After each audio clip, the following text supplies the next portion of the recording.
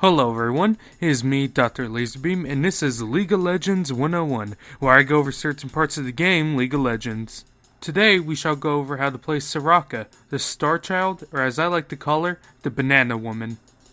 Soraka is a high-utility, squishy mage support who excels at keeping her team alive since she has the best healing power in the game, but is very easy to kill alone. Pros to Soraka are, she has the best heals in the game, has a global ult, is a great laner, good champion for passive players, decent poke, and hard counters poke lanes.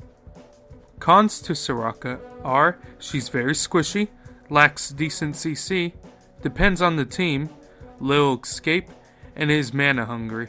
Soraka works well with ADCs that are passive in the early game, become hyper carries in the late game, or just have tons of poke. Such ADCs are Vayne, Kog'Maw, Graves, and Sivir. Soraka is strong against supports who are not very aggressive or act as bodyguards. Such supports are Bard, Janna, Alistar, and Tahm Kench. Soraka is strong against ADCs who depend on a good early game to win. Such ADCs are Corki, Urgot, Varus, and Caitlyn.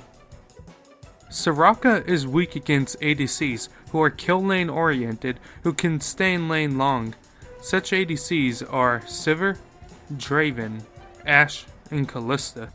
Soraka is also weak against supports who are for kill lanes or can pick off Soraka with ease. Such supports are Thresh, Blitzcrank, Leona, and Morgana. For Soraka's runes, I suggest a good mix of health and AP runes. Make sure to adjust according to your matchup. For Soraka's masteries, I suggest putting most of your points into Cunning and some into Resolve. Windspeaker's Blessing, Bandit, Secret Stash, and Intelligence are critical for Soraka. The first items you should get as Soraka are Ancient Coin, Health Pots, a Warding Totem, and Spellthief's Edge if you're aggressive. The only must-have items for Soraka would be a Ruby Sightstone and Boots of Mobility. If you plan on being aggressive, items to consider would be Zhonya's Hourglass, Banner of Command, Zeke's Harbinger, and Ardent Sensor. If you plan on being defensive, items to consider would be a Locket of the Iron Salami, Mikhail's Crucible, Frozen Heart, and Warmog's Armor. Your build should be focused on utility, mana, and mobility. Now onto Soraka's abilities. First, we have her passive, which is Salvation. When an ally on Soraka's team falls below 40% of their max health, Soraka's speed is increased by 70% if she's heading towards this ally. This ability is fantastic for getting to allies that are in trouble faster, positioning in teamfights, and basically acting like the Red Cross. And that's all there really needs to be said about her passive. Next, we have Soraka's Q, which is Startall. Soraka calls in the banana gods to punish the non-believers in the target area. If an enemy champion is hit by this, they will take magic damage, be slowed, and will activate Soraka's W, which I'll explain in a moment. Basically, this ability is used to poke and heal Soraka since it works off her W. This keeps the enemy bot lane at bay and heals Soraka, which in turn enables her to heal her ADC with ease.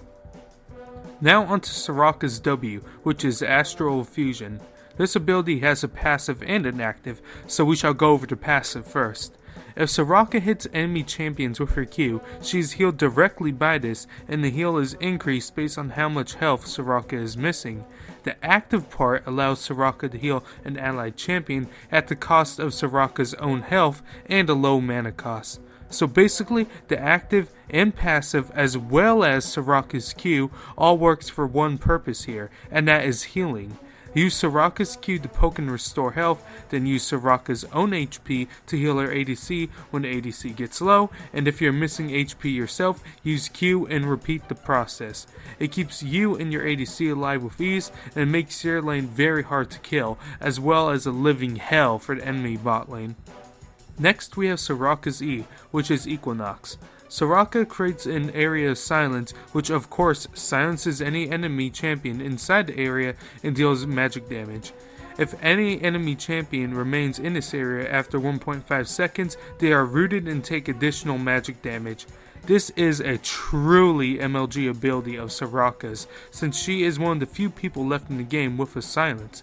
Basically, if someone is up in your team's business, silence them. If the enemy jungler is about to smite Dragon or Baron, silence them. Is the enemy team in Fountain? Silence them. Basically, when crap goes down, aim at the enemy team and silence them.